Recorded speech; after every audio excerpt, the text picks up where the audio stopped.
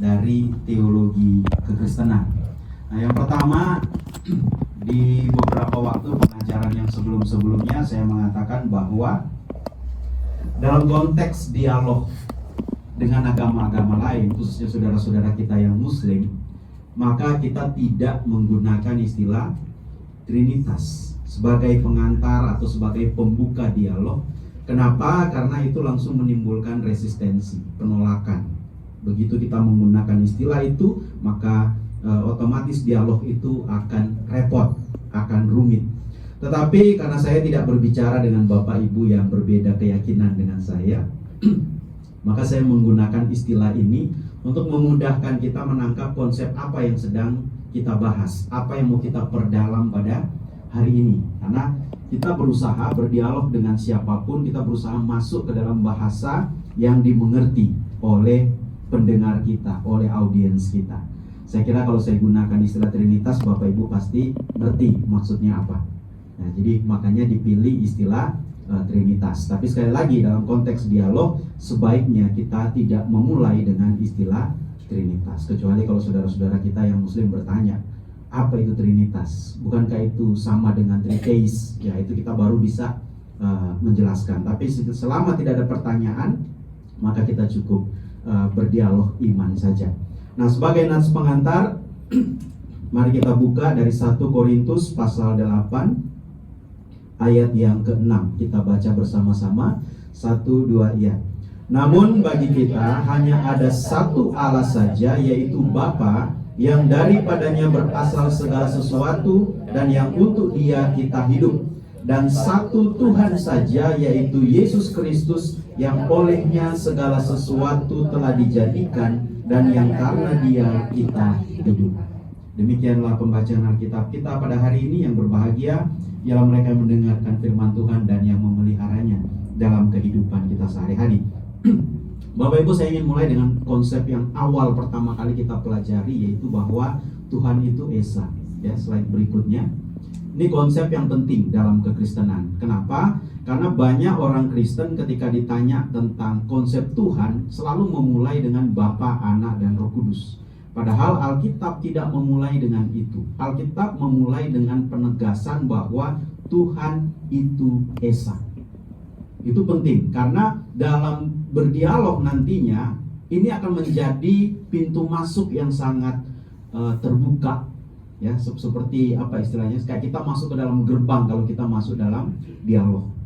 Saya ingat waktu kami pergi ke IAIN dulu, IAIN Sunan Kalijaga, Jogja.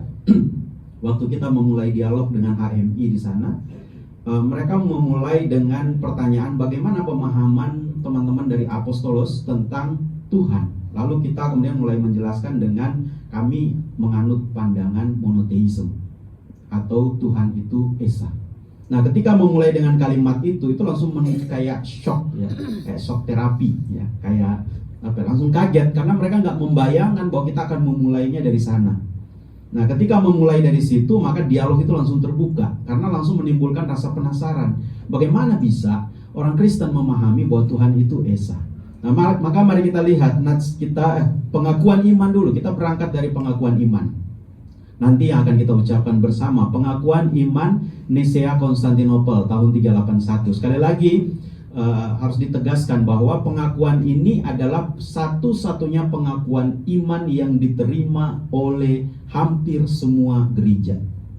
Beda dengan pengakuan iman rasuli yang hanya diterima oleh gereja-gereja barat, pengakuan iman Nisea Konstantinopel diterima baik oleh gereja barat, Katolik, Protestan, dan Anglikan dan sebagainya, maupun oleh gereja-gereja timur, Ortodoks dan sebagainya.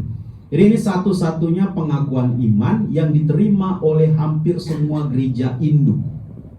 Ya, sampai itu dulu. Makanya ini diucapkan baik di gereja Katolik, di gereja Protestan, di gereja Ortodoks. Pengakuan iman ini diucapkan. Ini menjadi meeting point. Itulah sebabnya di dunia ini ada namanya World Council of Churches, Dewan Gereja Dunia. Di Dewan Gereja Dunia ini ada namanya Komite Iman. Faith Commit, ya, jadi ada komite iman yang mana mereka merumuskan pengakuan-pengakuan iman atau dasar-dasar iman Kristen. Dan ini adalah satu-satunya komite gereja di dunia yang mana semua aliran besar ada di dalamnya. Ada perwakilan dari Ortodoks, ada perwakilan dari Katolik, ada perwakilan dari Protestan. Padahal lembaga ini namanya Dewan Gereja Dunia.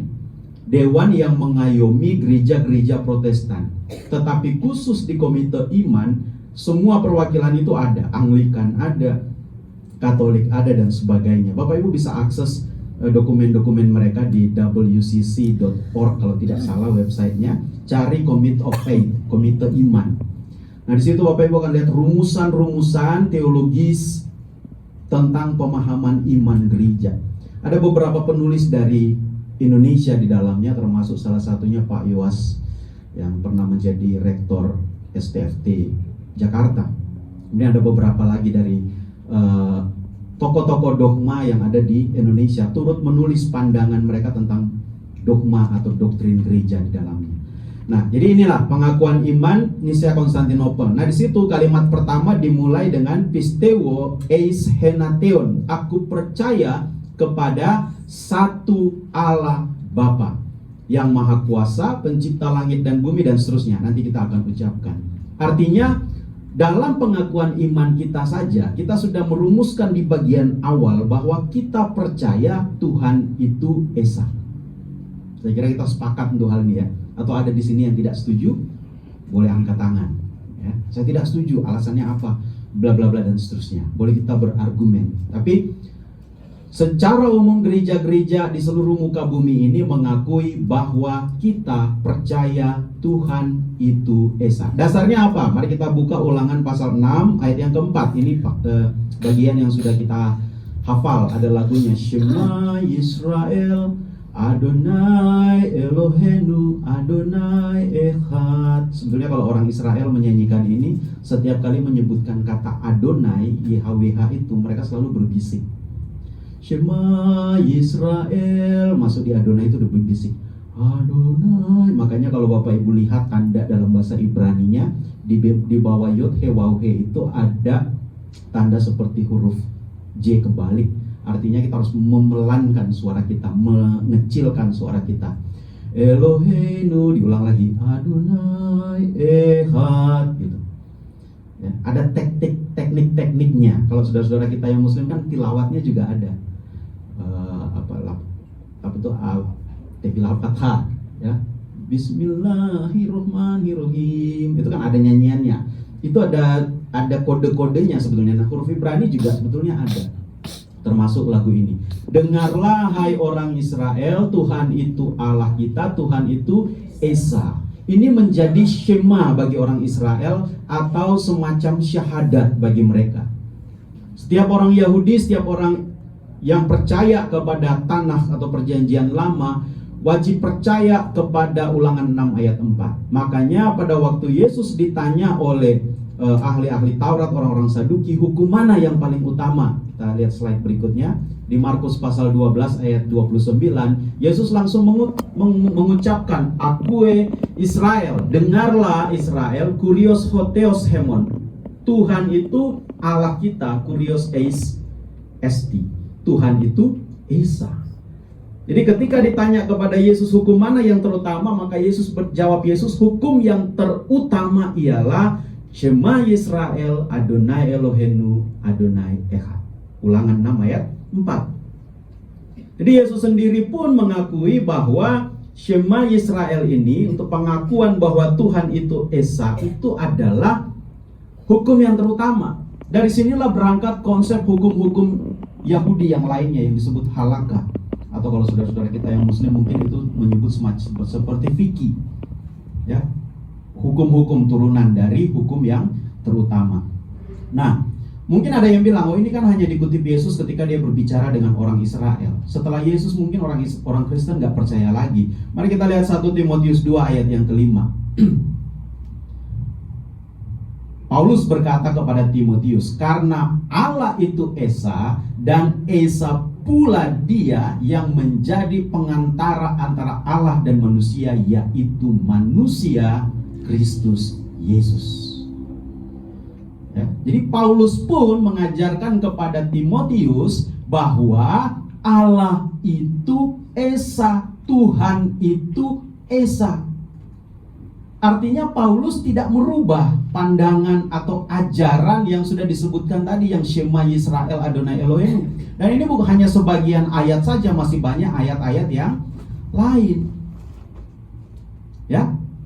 Jadi aminkan dulu bahwa Tuhan itu Esa. Amin. Amin. Kalau belum amin, kita ulang dari awal. Amin, amin. Amin ya. Berarti panik ngomong udah pengen cepat-cepat. Nah, siapa Tuhan yang Esa itu? Coba slide berikutnya. Tuhan yang Esa itu kemudian disapa dengan sapaan Bapa. Bapa ini bukan karena dia laki-laki. Karena Tuhan tidak punya jenis kelamin, tapi bukan juga bencong. Bukan juga neuter, karena dalam tradisi Ibrani tidak ada jenis kelamin neuter. Kalau dalam bahasa Yunani kan ada male, female, neuter. Makanya kalau istilah-istilah Yunani itu ada istilah untuk laki-laki, untuk perempuan, dan di tengah-tengah yang netral.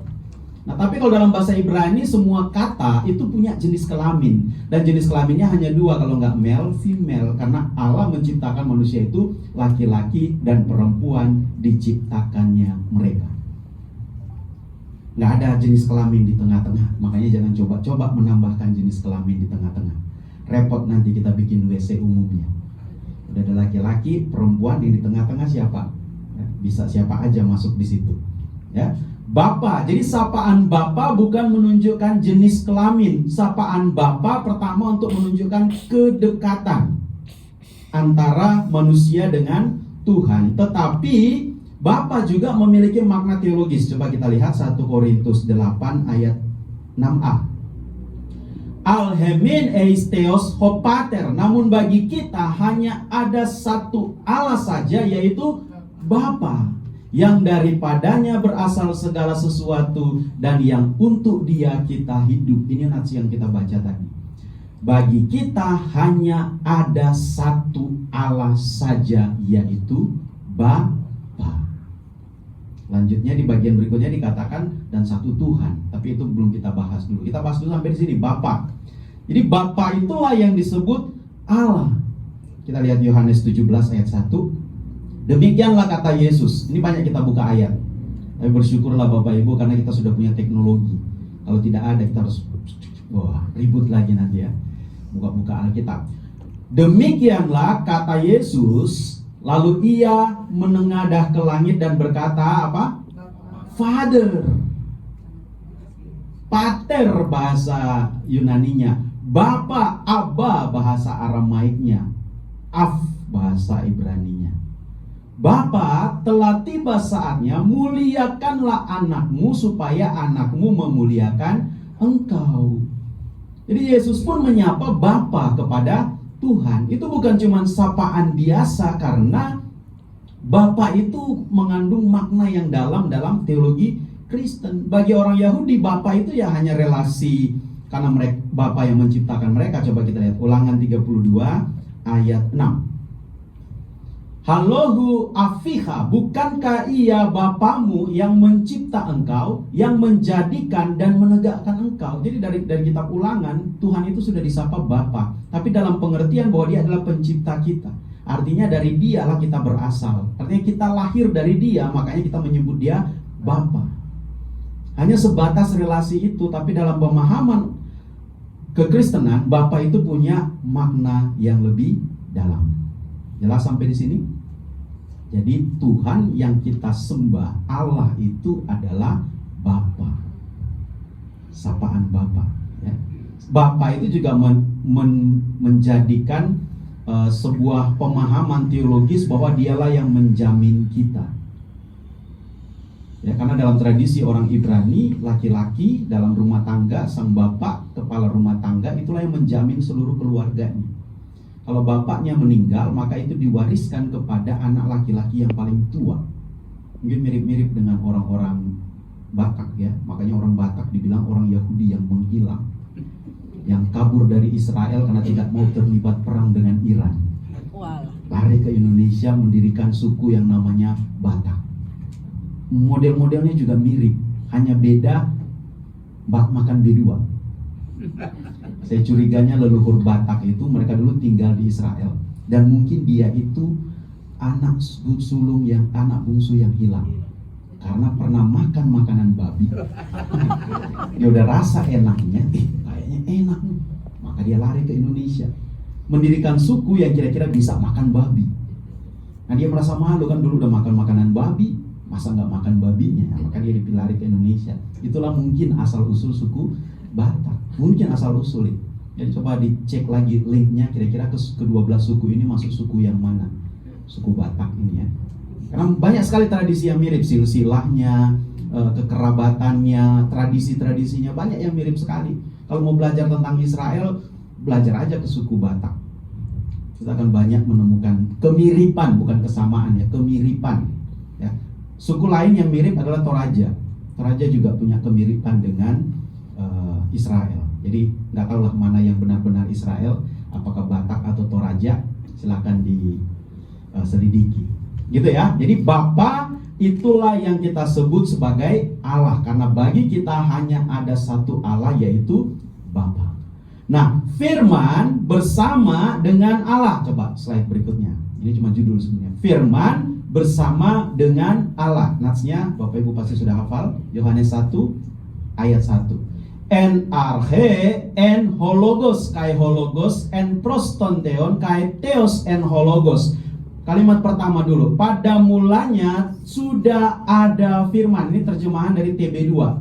Kalau ayat-ayat sebelumnya saya menggunakan TB 1974.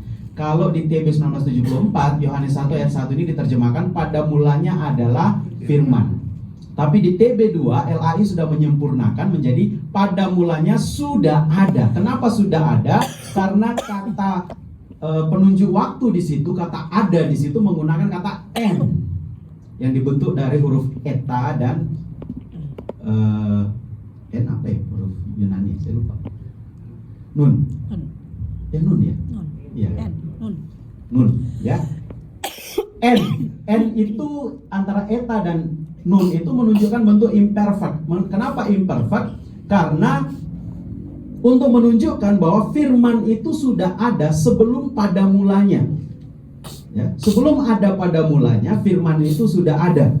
Kira-kira begitu. Jadi mau menunjukkan bahwa firman itu tidak diciptakan. Firman itu sudah ada bersama dengan Allah ketika Allah itu ada. Jadi bukan firman diciptakan oleh Allah, tapi firman sudah ada ketika Allah itu ada. Berarti firman sama dengan Allah, sama kekalnya dengan Allah. Makanya di bagian berikutnya dikatakan firman itu bersama dengan Allah dan firman itu adalah Allah. Tetapi yang menarik di ayat 1 ini, slide berikutnya, ada kata en pros. Pada mulanya sudah ada firman, firman itu bersama dengan Allah. En pros, ada bersama. Arti harfiahnya, ada bersama tonteon dengan Allah. Kalau ada bersama berarti ada dua. Ada firman, ada Allah. Kalau saya bilang saya bersama dengan Bugem, berarti ada saya, ada Bugem. Saya bukan Bugem, Bugem bukan saya, tapi saya ada bersama dengan Bugem. Jadi bersama itu, en pros itu menunjukkan ada perbedaan antara Allah dan logos dan firman. Firman dan Allah adalah dua hal yang berbeda. Jadi bersama di situ mau menunjukkan bahwa firman bukan Allah, tapi firman adalah Allah. Wih, keren sekali bahasanya, pusing kan? Gambaran sederhananya begini, coba Bapak Ibu ngaca di depan cermin. Ya, ngaca depan cermin, kemudian lihat bayangan Bapak Ibu di cermin, kemudian orang tanya, itu kamu bukan? Lalu kita bilang, iya, itu saya. Persis sekali mukanya. Itu beda, dia menghadap ke sini, saya menghadap ke sana. Kalau begitu dia bukan saya, tapi dia adalah saya. Kalau saudara-saudara kita yang muslim bilang, la hiya wala huwa. Bukan dia adalah dia, tapi bukan juga bukan dia. Wah, pusing. Itu bahasa filosofisnya, tapi sederhananya kira-kira seperti kita bercermin lah. Bayangan di cermin itu adalah kita, tapi bukan juga kita. Karena dia berbeda arah dengan kita. Dia hanyalah pantulan dari kita. Tapi Tuhan itu melampaui itu. Tapi bisa digambarkan secara sederhana seperti itu. Atau bahasa sederhana lainnya adalah seperti kita dan pikiran kita. Karena firman itu, logos itu kan seperti pikiran, perkataan. Pikiran saya dengan saya itu dua hal yang berbeda. Pikiran saya bisa keluar dari saya, tapi saya nggak bisa keluar dari pikiran saya. Kalau saya mengucapkan kata-kata, maka kata-kata saya itu bisa keluar. Bisa Bapak Ibu rekam, putar di tempat lain, orang dengar, oh itu Pak Pendeta Yosi. Padahal itu tape recorder misalnya, atau handphone yang merekam. Tapi orang mendengar perkataan itu, kata-kata saya, suara saya, mereka sebut itu saya. Padahal itu bukan, ini handphone. Bukan Pendeta Yosi. Pendeta Yosi mungkin lagi tidur, tapi ini ada suaranya. Atau misalnya saya habis khotbah di sini ketinggalan tape-nya misalnya. Lalu saya telepon Embun. Nah kebetulan yang angkat misalnya si Ican. Saya tanya, Chan, Embun ada? Lalu kemudian Ican bilang, bentar, Embun lagi melayani customer. Lalu Ican buru-buru ketemu dengan Embun sambil bawa handphone. Lalu kemudian dia bilang, dia panggil Embun apa sih? Kakak. Embun, ada yang nyari. Lalu Embun tanya, siapa? Pak Yosi. Padahal itu handphone, nggak ada saya di situ, hanya suara saya. Tapi suara saya yang keluar di situ itu sudah merepresentasikan saya. Jadi suara itu adalah saya, tapi bukan juga saya, karena saya mungkin lagi di kapel atau lagi di mana, hanya nelpon doang. Tapi suara yang keluar itu sudah mewakili saya. Demikian juga firman. Firman itu bersama dengan Allah, dua hal yang berbeda, tapi firman itu adalah Allah. Ya. Ngerti sampai di sini? Supaya kita bisa lanjut. Yohanes 13 ayat 23. Slide berikutnya. Tidak seorang pun yang pernah melihat Allah, tetapi slide berikut sebelumnya ada nggak? Nah ini yang saya maksud. Seorang di antara murid Yesus, yaitu murid yang dikasihinya, bersandar dekat kepadanya. Ini, balik lagi ke slide yang tadi, Yohanes 1 ayat 18. Benar ini. Tidak seorang pun yang pernah melihat Allah, tetapi anak tunggal Allah yang ada di pangkuan Bapa, dialah yang menyatakannya. Anak tunggal Allah itulah firman tadi, ada di pangkuan Bapa. Ini bahasa simbolis. Mungkin Bapak Ibu pikirkan, berarti Yesus sebelum dia turun ke dunia menjadi manusia, dia itu kayak anak-anak, dipangku oleh Bapaknya. Ini hanya bahasa simbolis. Di pangkuan di situ, ton kolpon di situ. Kalau kita lihat di dalam Yohanes 13 ayat, coba Yohanes yang berikutnya. Seorang di antara murid Yesus, yaitu murid yang dikasihinya, bersandar dekat kepadanya. Bersandar dekat dengan Yesus di sebelah kanannya. Kata bersandar dekat juga menggunakan kata kolpo, sama dengan kata kolpo yang sebelumnya. Jadi di pangkuan itu secara harfiah itu menyandarkan kepala di dadanya. Itu arti harfiahnya, atau di bahunya. Pokoknya dia nempel kayak perangko. Ya. Jadi kalau suami istri, kalau mau kasih kode ke suami, bilang aja, Pak, tolong kolpo dulu. Kolpo itu berarti mendekat, nempel kayak perangko. Ya, kolpo, tolong dihafal. Karena ini nanti masuk surga ditanya itu. Bagaimana statusnya anak tunggal Bapa dengan Bapa pada mulanya adalah kolpo atau kolpon. Kolpos bahasa Yunaninya. Kolpos itu artinya dekat. Jadi di pangkuan, anak tunggal Bapa itu ada di pangkuan, artinya terpisah. Ya kan? Kalau nempel, senempel-nempelnya kita, tetap dua entitas yang berbeda. Makanya kalau ditanya apakah Yesus itu ada ketika Yesus itu keluar dari Bapa, itu kapan? Kan ada yang bertanya begitu. Apakah ketika Yesus turun menjadi manusia, ataukah jauh sebelum itu? Mari kita lihat nats berikutnya. Yohanes 17 ayat 24c.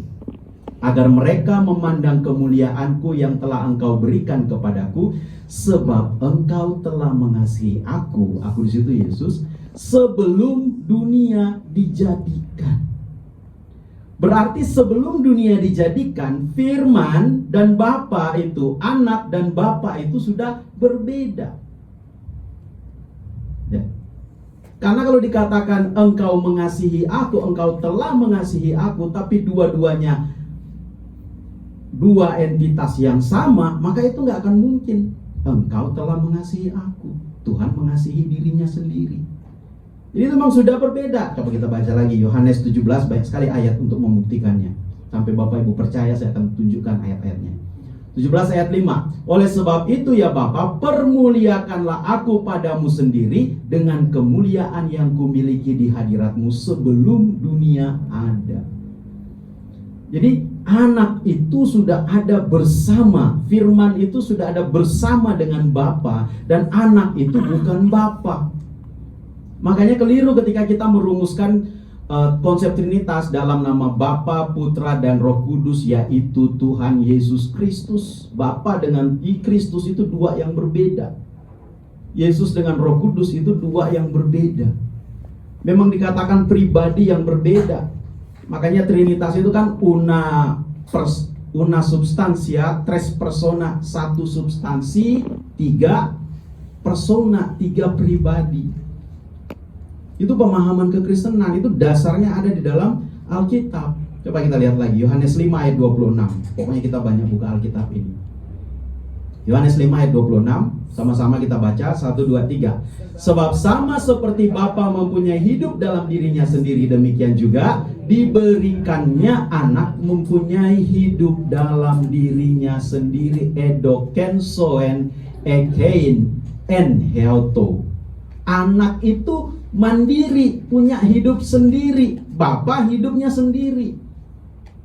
Jadi Alkitab sudah dengan jelas menegaskan bahwa memang Bapa dan Firman adalah dua yang berbeda. Bukan yang sama, tapi mereka adalah sama. Nanti kita akan jelaskan kenapa mereka bisa sama. Karena Yesus sendiri bilang, aku dan Bapa adalah satu. Di mana kesatuannya, di mana perbedaannya, itu yang perlu kita pahami. Dan inilah yang dirumuskan dalam pengakuan iman Nisia Konstantinopel. Coba kita lihat slide berikut. Karena kita sudah sering mengucapkan pengakuan iman ini. Sama-sama kita baca, 1, 2, 3. Dan kepada satu Tuhan, Yesus Kristus, anak Allah yang tunggal, yang lahir dari Sang Bapa kapan? Sebelum ada segala zaman. Jadi bukan ketika Firman keluar dari Bapa itu, bukan ketika dia mau jadi manusia. Itu namanya ekenosen, Firman turun menjadi manusia. Tapi dia keluar, lahir dari Sang Bapa itu sebelum ada segala zaman. Hilang di situ. Nah, ini. Propanton ton aionon. Sebelum ada segala waktu, sebelum time itu ada, sebelum perjalanan waktu itu ada, dia sudah lahir dari Bapa. Jadi Firman itu udah keluar dari Bapa itu sebelum ada waktu. Sebelum segala sesuatu diciptakan. Jadi itulah yang menegaskan bahwa Firman itu berbeda dengan Bapa. Makanya dalam teologi Kristen, slide berikutnya, Firman itu disebut hypostasis. Ada yang baca hipostasis. Sama-sama benar. Karena dalam tradisi bahasa Yunani ada perbedaan perjalanan waktu, ya, perjalanan waktu, perubahan bahasa. Ada yang membaca U itu huruf upsilon itu, ada yang baca U, ada yang baca I. Yang penting kita konsisten aja. Kalau kita baca I berarti hipostasis, kyrios, apalagi pokoknya semua yang U dibacanya I. Sebetulnya bukan I, Y, karena antara U dan Y. Kalau huruf upsilon ini huruf besarnya bentuknya kayak huruf Y. Jadi aslinya kalau menurut para peneliti, huruf upsilon ini antara U dan I. Bisa nggak Bapak Ibu ucapkan antara U dan I? Hypostasis, ya, hypostasis. Jadi orang dengarnya dia ngomong U atau I. Sama dengan di bahasa Ibrani itu ada huruf waw. Ada yang bacanya waw, ada yang bacanya vav. Karena vav itu mendapat pengaruh dari bahasa Aramaik. Dalam pemahaman orang Ibrani sebelumnya waw itu dibacanya w, sama seperti huruf Arab waw. Wow. Kalau di huruf Arab waw itu hurufnya cuman garis satu begini. Kalau di huruf Ibrani juga hurufnya cuma gitu, cuma ada bengkok dikit kalau huruf Ibrani. Wow. Wow itu artinya paku, ya, penyatu. Ya, jadi bisa dibaca wow, bisa dibaca V. Makanya orang Ibrani modern membacanya David, masuk ke Inggris jadi David. Tapi orang Ibrani kuno seperti orang-orang Ibrani yang ada di Yaman, orang-orang Yahudi yang ada di Yaman, atau orang-orang Yahudi yang masih mewarisi bahasa Ibrani yang tidak mendapat pengaruh dari Aramaik, mereka membacanya David, sama dengan huruf Arab Daud, bukan David. Ya. Jadi orang-orang Ibrani modern lah yang memperkenalkan David, yang mendapat pengaruh dari Aramaik. Nah, kenapa di sini dikatakan firman disebut hipostasis? Bapak Ibu harus ngerti dulu apa yang dimaksud dengan hipostasis atau hupostasis. Di dalam bahasa Ibrani ada dua makna kata yang berarti substansi, usia dan hipostasis atau hupostasis. Usia itu adalah orang yang bilang kodrat, sementara hupostasis adalah yang membedakan kodrat-kodrat itu. Saya kasih contoh begini. Manusia itu adalah usia. Pribadinya Bugem, pribadi saya, pribadi Pastor Hendradi, itu disebut hupostasis. Jadi usia adalah yang membedakan antara sebuah entitas dengan entitas lain. Hupostasis adalah yang membedakan antara sub entitas dengan entitas yang lain. Saya kasih contoh apa ya, paling sederhana ya. Durian itu usia. Durian montong, durian apa lagi ya, jenis-jenis durian. Saya nggak hafal, saya cuma bisa makan doang. Musangking, mahal gitu, tapi enak rasanya. Musangking apa lagi? Durian Medan, durian Palembang, ya supaya gampang ya, durian Jawa, durian Nias, dan sebagainya. Itu hupostasis, jenis-jenis dari usia. Usianya adalah durian. Ngerti ya? Atau buah itu usia, tapi jenis-jenis buah ada pisang, mangga, durian. Nah, durian jangan lupa, enak soalnya. Apalagi? Pokoknya stroberi dan sebagainya, itu disebut hipostasis atau hupostasis. Jadi hupostasis adalah substansi atau esensi yang membedakan antara satu jenis dengan jenis yang lain. Jenis utamanya itu disebut usia. Nah, firman itu dikatakan hupostasis untuk membedakan dengan hipostasis yang lain. Hipostasis yang lain itu apa? Bapa dan Roh Kudus. Jadi Bapa, Anak, dan Roh Kudus itu adalah 3 hupostasis. Makanya dirumuskanlah una substantia tres persona. 1 substansi, 3 hupostasis, 3 pribadi. Itulah Trinitas. Jadi ketiganya itu punya 1 usia. Makanya di pengakuan iman dikatakan homoousios. 1 hakikat, sehakikat dengan Bapa. Firman itu, anak itu sehakikat dengan Bapa. Hakikatnya apa? Allah. Makanya firman itu adalah Allah. Tapi firman itu bukan Allah. Kalau saya bahasakan ke bahasa sederhana, Pak Hendradi itu manusia. Ya, manusia ya Pak. Tapi manusia itu bukan Pak Hendradi. Karena ada manusia Bugem, ada manusia Pak Nik, ada manusia Pak Yoga, banyak manusia. Tapi Pak Hendradi adalah manusia. Pernah nangkap? Belum juga. Kita ulangi dari awal. Jadi itulah yang dimaksud dengan hupostasis. Nah, ini yang menjadi kendala di penjelasannya dulu. Ibrani 1 ayat 3, coba slide berikut. Dialah cahaya kemuliaan Allah dan gambar keberadaan. Dan bahasa Yunaninya di situ kai karakter tes hypostaseos. Karakter tes hypostaseos. Jadi Yesus itu adalah karakter tes hypostaseos. Karakter itu artinya gambar. Nah, kalau Bapak Ibu membaca hypostasis itu dengan hipostasis, maka karakter itu jangan dibaca karakter, bacanya karakter. Karena orang yang baca U menjadi I, huruf eta itu dibaca I. Gitu ya. Huruf apa itu saya lupa. Euangelion. EU itu dibaca EV. Jadi Euangelion itu dibaca Evangelion. Makanya muncullah istilah evangelium bahasa Latinnya.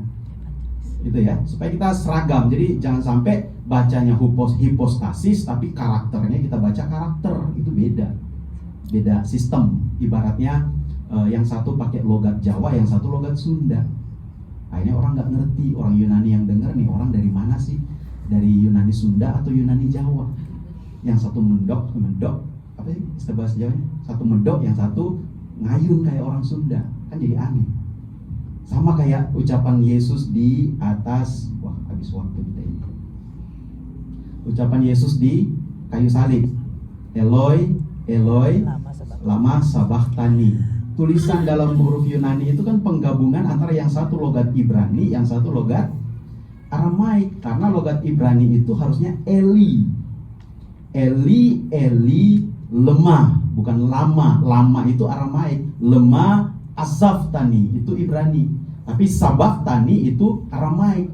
Jadi tulisan dalam Injil itu penggabungan antara Ibrani, Aramaik, udah bercampur aduk lah. Ya, mungkin para penerjemah pada waktu itu bingung antara mau bahasa Ibrani atau mau bahasa Aramaik. Sama lah dengan orang Indonesia, kadang-kadang kalau ngomong kan campur-campur. Kadang-kadang kita pakai bahasa Inggris, kadang-kadang pakai bahasa Indonesia, kadang-kadang campur Korea dikit. Tapi orang yang dengar ngerti, ya kan. Coba kita tanya, kamu udah sleeping belum? Kan orang ngerti aja. Padahal kita ngomong dengan orang Indonesia, tapi di situ udah ada bahasa Indonesia, bahasa Inggris. Udah slapen belum? Slapen itu kan bahasa Belanda, tapi orang ngerti. Oh, udah ini maksudnya. Jadi dulu juga kayak gitu. Kadang-kadang orang, apalagi orang Ibrani itu, orang Yahudi, mencampur bahasa Yunani, bahasa Aramaik dengan bahasa Ibrani. Bayangkan mereka campur gaduh-gaduh seperti itu. Makanya jadilah bahasa mereka sendiri. Nah, di sini. Jadi hipostasis itu adalah Kristus. Firman itu adalah hipostasis. Nah, yang menjadi kendala di sini ketika diterjemahkan ke bahasa Arab. Nah, coba slide berikut. Karena ini ada yang unik. Firman itu disebut sifat atau uknum. Ini pertama kali kita ketemu waktu dialog di Kediri, di IAIN Kediri. Pada waktu kita menjelaskan bahwa hipostasis itu adalah sifat. Sifat itu turun, sifat itu nuzul. Dalam pemahaman Islam, sifat itu tidak mungkin turun, tidak mungkin nuzul. Yang bisa turun itu adalah uknum, atau bahasa Indonesianya oknum. Oknum itu bisa terpisah dari zat, tapi sifat tidak bisa terpisah dari zat. Kami sampaikan itu ke Abuna. Lalu Abuna bilang, ya sudah, coba bikin kajian.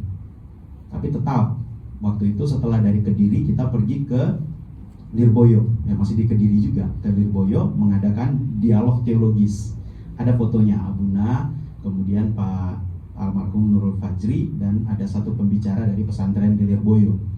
Nah, pada waktu Abuna menyampaikan itu bahwa ada zat, ada sifat. Sampai di sini dialognya masih nyambung. Tapi ketika diperkenalkan bahwa sifat itu kemudian nuzul. Nah, saya memperhatikan itu, si ustadznya itu dahinya itu langsung mengerut. Jadi nggak ngerti kok bisa sifat itu nuzul. Sehingga beliau bertanya kepada Abuna pada waktu itu, kok bisa sifat itu nuzul? Dalam teologi Islam, dalam teologi Arab, sifat itu tidak mungkin, mustahil untuk terpisah dari zat. Gitu ya, pemahaman Islam. Jadi mungkin dialog kita akan mentok di sini ketika kita memperkenalkan zat dan sifat. Tapi kalau untuk saudara-saudara kita yang muslim, yang awam, mereka terima-terima aja sih. Kita ngomong begitu juga mereka oke-oke saja. Tapi dalam tataran dialog teologis dengan orang-orang yang dari kalangan akademik Islam, ini nggak masuk. Hipostasis itu nggak bisa diterjemahkan sifat. Hipostasis itu diterjemahkan uknum. Makanya ada seorang teolog Kristen yang pernah memperkenalkan istilah lain. Coba slide berikut. Next.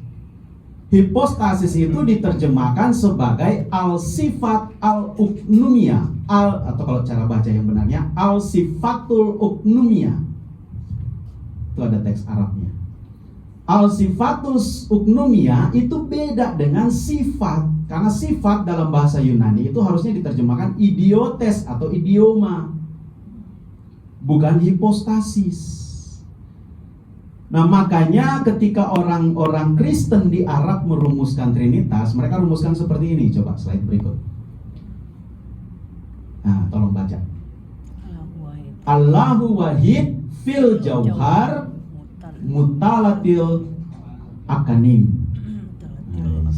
Dikit-dikit hafal-hafal dikit, ngomong dengan saudara-saudara kita yang muslim, mereka langsung percaya. Coba deh. Allahu wahid, Tuhan itu satu, fil jauhar, di dalam usianya. Jadi mereka pun tidak menggunakan istilah zat. Mutalatil akanim, tetapi tiga di dalam akanim, uknumnya, tiga di dalam pribadinya. Jadi bukan tiga sifat. Ini pemahaman orang-orang Kristen yang ada di Arab. Gitu. Nah, ini sebetulnya sudah pernah kita bahas bersama-sama dengan Abuna. Saya punya arsipnya waktu itu karena saya yang mencatat-catat menjadi apa istilahnya notulen dalam dialog teologis itu. Dan pada waktu kita kembali ke Jakarta, Abuna memang sempat menyuruh tolong bikin kajian ulang soal zat dan sifat supaya kita bisa masuk ke NU, bisa masuk ke Muhammadiyah, bisa masuk ke IAIN. Jangan dipertahankan, kata Abuna waktu itu ke saya. Udah saya bikin pada waktu itu, saya teruskanlah kepada Abuna, muncullah istilah ini, Allahu wahid fil jauhar, Allah itu satu dalam hakikatnya, mutalatil akanim, tiga dalam pribadinya. Dalam akanim ini bentuk jamak dari uknum, tiga dari uknumnya. Jadi bukan tiga dalam sifat, bukan satu dalam zat. Karena zat itu kalau dalam tradisi Islam memang dia sejajar dengan kata jauhar, tetapi dalam teologi, dialog teologi Islam Kristen itu nggak masuk. Ini sempat kita revisi bersama dengan Abuna, tetapi tidak sempat diterbitkan. Sampai dengan beliau kembali ke Siratul Mustaqim, nggak pernah ini dibahas, nggak pernah ini diterbitkan, nggak pernah ini direvisi, karena udah terlanjur menjadi pengajaran bersama. Makanya kita di sini berusaha untuk menerbitkan ulang pemikiran Abuna yang sempat tertunda. Jadi kalau kita perlu revisi, ya kita harus revisi, bukan zat dan sifat, tapi jauhar dan akanim. Coba Bapak Ibu berdialog dengan teman-teman dari IAIN atau dari pondok pesantren tentang Trinitas dan katakan bahwa Allahu wahid fil jauhar mutawatil akanim, mereka akan percaya. Daripada bilang Allahu wahid fil zat mutawatil sifat, wah itu nggak akan diterima. Kok sifat bisa ada tiga dan sifat itu bisa keluar? Sifat itu ada banyak, nggak masalah buat saudara-saudara kita yang muslim. Sifat-sifat Allah itu banyak dalam Islam. Ada 99 nama, itu sifat semua. Kekal, maha baik, maha sempurna, dan sebagainya. Ada 99. Sifat itu banyak, tapi ketika sifat meninggalkan zat, itu masalah. Ini kendala kita di dialog pada waktu itu, dialog teologis Islam Kristen. Tapi kalau di tataran orang-orang awam, itu masuk-masuk aja. Karena orang awam juga nggak ngerti apa itu zat, apa itu sifat. Ya, saudara-saudara kita yang muslim juga ternyata meskipun mereka belajar bahasa Arab, tapi nggak ngerti juga. Jangankan orang-orang yang awam, orang pesantren aja. Pada waktu itu kita diundang ke sana, Bugem juga ikut di Pondok Pesantren Lirboyo. Lalu ustadznya bilang, tolong teman-teman dari Apostolos pimpin doa. Waktu itu kita pimpin doa pakai bahasa Arab. Abana latibi samawat, keren banget kan? Lihat, mereka udah begini semua, udah angkat tangan. Dan begitu selesai, semua jawab, amin. Hanya ustadznya yang ngomong ko. Saya terusin. Hanya ustadznya yang ngomong begitu. Kenapa? Karena kita tahu isi doa itu apa. Tapi santri-santrinya yang tiap hari belajar bahasa Arab, bahkan di komputernya, bukan saksinya, di komputernya tutsnya itu nggak ada huruf Latin, huruf Arab semua. Mau masuk ke toilet ada teks doa bahasa Arab. Katanya kalau mau masuk toilet harus baca itu dulu. Bayangkan kalau udah kebelet banget. Apa ini? Kami waktu itu pada semester berapa waktu itu ya? 3 ya? 1999. Ada yang udah lahir belum? Kalau anak-anak muda mungkin belum lahir pada waktu itu, direncanakan aja belum. Kami udah ke sana 99. Bacalah itu tulisan di toilet. Udah di dalam toilet, pas udah di sana kan toiletnya nggak ada yang duduk ya, semuanya jongkok. Udah jongkok, lihat di pintu, ada lagi. Ternyata setelah itu harus baca lagi, baru bisa keluar. Bayangkan kalau nggak bisa baca, nggak keluar-keluar. Maksudnya bukan keluar dari toilet, mengeluarkan beban. Harus baca itu dulu. Katanya kalau baca itu, beban itu akan keluar dengan sendirinya. Nanti mungkin di hop atau di mana kita pasang itu. Doa untuk mengeluarkan beban-beban. Kalau Bapak Ibu bisa baca, beban lancar. Kalau orang keluar sakit perut, berarti dia nggak bisa baca. Itu di pesantren sana seperti itu. Semua ada tulisannya di kamar tidur. Ada, kalau mau tidur harus baca itu dulu baru bisa merem. Makanya saya nggak bisa tidur pada waktu itu, melototin mulu. Apa ini huruf-huruf ini? Karena baru semester 3, baru belajar bahasa Arab, baru alif, bata, saza, baru begitu. Belum sampai di memaknai kata. Tapi itulah. Nah ini jadi dalam pemahaman bahasa Arab tidak menggunakan zat dan sifat, tapi menggunakan jauhar dan akani. Nah ini akan kita bahas slide berikutnya di minggu yang ketiga. Masih banyak slide ini soalnya saya bikin ada 174 slide. Kita baru sampai di slide 26. Mau kita lanjutkan? Nggak jadi perjamuan nanti. Sampai Bapak Ibu tidur saya masih ngoceh. Karena memang masih panjang cerita ini. Trinitas ini nggak bisa dibahas hanya satu kali pertemuan. Kami di Apostolos ini sampai 4 SKS bahas Trinitas doang. Bapak Ibu cuma 2 kali ketemuan, mana ngerti. Tapi minimal sudah punya gambaran dulu tentang Trinitas dan apa yang selanjutnya akan kita bahas. Dan sekali lagi harus saya disclaimer bahwa pengajaran di tempat ini berakar dari pengajaran Abuna KM Yusuf Roni.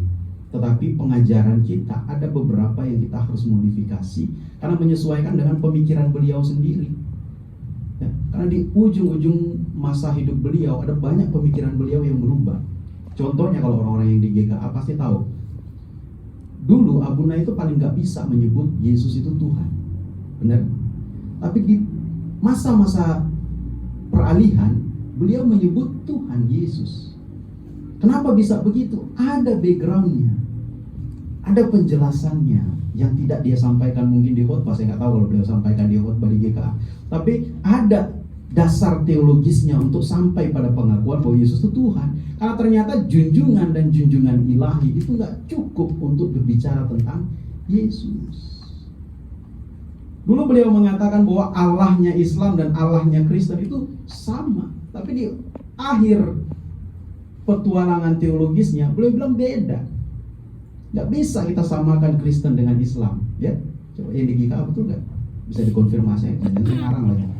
Tapi benar, dalam dialog bersama dengan Abuna di ruangan Maha Kudus beliau yang dinginnya minus berapa derajat Celcius itu sampai saya gemetar sendiri kalau berbicara dengan dia pun urapan, makanya gemetar dalam ruangannya. Pas menghadap AC dinginnya minus berapa, beliau ngomong, kenapa dia tanya dulu, Yos, kamu baca nggak status saya di Facebook? Nah, saya udah baca, cuma saya belum komen aja di Facebook. Saya tanya, yang Yesus itu Tuhan? Iya. Ya kan ada status Facebook dia bilang Yesus itu Tuhan. Kamu tahu nggak dasar berpikirnya? Kenapa saya sampai pada pemikiran itu? Dan kenapa saya kemudian berkata bahwa Allahnya yang dipahami dalam Al-Quran dengan Allah yang dipahami di dalam Alkitab itu dua yang berbeda. Ada dasar teologisnya. Makanya ikut terus pengajaran di sini. Minggu ketiga lagi ada. Saya nggak mau sampaikan sekarang. Mahal ini ilmunya. Nah, waktu itu beliau harus bertemu dengan saya itu lumayan susah kita ngatur waktunya. Beliau sibuk, sayanya lebih sibuk. Jadi susah ketemunya. Jadi akhirnya ya pokoknya adalah nanti kita akan jelaskan di sini supaya kita mendapatkan pemahaman yang utuh dari pemikiran Abuna KM Yusuf Roni. Apakah masih bisa berdiskusi dengan Islam? Bisa. Dengan pembedaan seperti itu justru diskusinya semakin lancar. Dijamin semakin lancar ya. Jadi jangan lupa ikut terus ibadah pengajaran minggu ke-1 dan ke-3. Dulu minggu pertama kedua, sekarang dirubah oleh koordinator di tempat ini minggu 1 dan 3, karena katanya kalau 1 dan 2 jarak antara 2 ke 1 itu terlalu lama, apalagi kalau ada minggu ke-5. Jadi lebih baik di tengah-tengah 1 dan 3. Minggu kedua, minggu keempat Bapak Ibu mau datang ya silakan juga, kan ada pengajaran-pengajaran lain yang ditampaikan di tengah-tengah situ yang bisa menjadi intermezzo untuk masuk ke pengajaran berikutnya ya. Jadi saya sampai di sini dulu karena waktu di sini sudah habis. Intinya bahwa Bapa dan Anak, kita belum sampai di Anak ini ya, belum sampai di Roh Kudus. Bapa dan Anak itu sudah dua yang berbeda sejak sebelum dunia dijadikan. Itu pengakuan iman di Konstantinopel. Sebelum ada waktu, Bapa dan Anak itu sudah berbeda. Jadi bukan ketika dia turun menjadi pribadi Yesus Kristus. Nanti kita akan sampai ke sana, sampai ke Kristologi. Nanti kalau ada pertanyaan boleh tanya di setelah ini sambil kita makan-makan. Kita berdoa.